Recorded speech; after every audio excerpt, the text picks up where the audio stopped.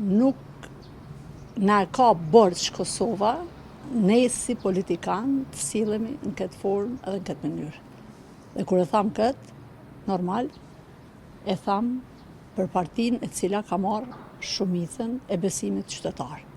Qytetarët e Republikës Kosovës nuk e meritojnë këtë trajtim nga një njeri të cilit i kam besu njëherë 51%, tani mbi 40% dhe ai të sillet në këtë formë. Ju po jetoni këtu, po i shehni çmimet çdo ditë duke u rritur, pagat janë në çdo nivel, shtrejtimi i rrymës po vazhdon, abuzimi me institucionet e vendit po vazhdon, për çdo ditë nuk ke pse del në rrugë prej makinave me targa zyrtare, të cilët shpesh herë ta mbushin mendjen se janë duke bërë gara në rrugë.